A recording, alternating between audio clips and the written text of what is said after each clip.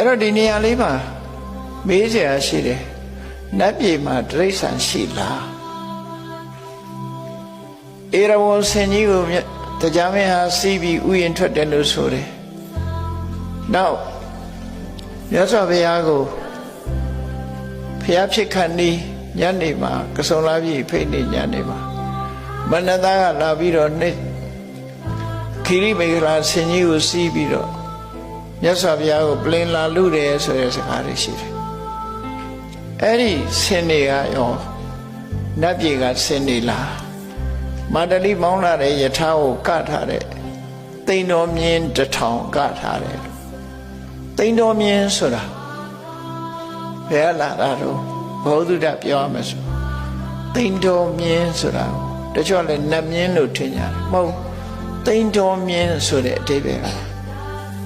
အိန္ဒုသိန်းထုသမိုင်းလေးလာတဲ့ပုဂ္ဂိုလ်တွေ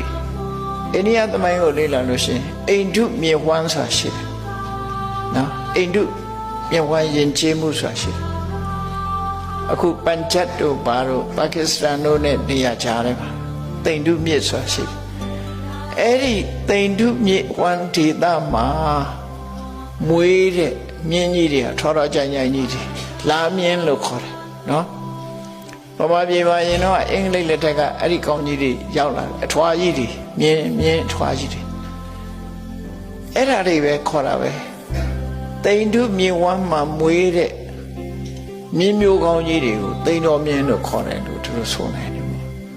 သို့တော့မာတလိယထာမှာတတ်ထားတဲ့သိန်းတော်မြင်းဆိုတာကြတော့တရိစ္ဆာန်နတ်ပြည်မှာမရှိဘူးမရှိသည့်အတွက်ကြောင့်တယုတ်ဆောင်နေရှိတယ်လို့ပြောမှာပေါ့နော်တယုတ်ဆောင်နေရှိရမယ်နတ်တွေထဲမှာလည်းပဲမြင်းလို့တယုတ်ဆောင်ပြီးတော့မြင်းအလုပ်လုပ်ရတဲ့အကောင်တွေရှိတယ်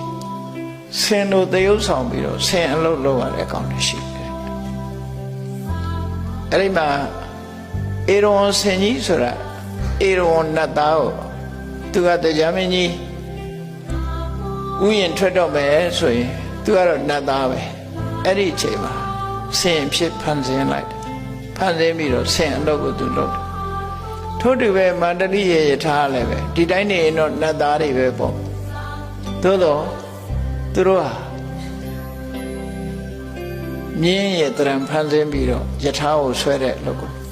လူဆိုတာဝါသနာအမျိုးမျိုးပဲနော်တရဝဆိုတာဝါသနာအမျိုးမျိုးပဲ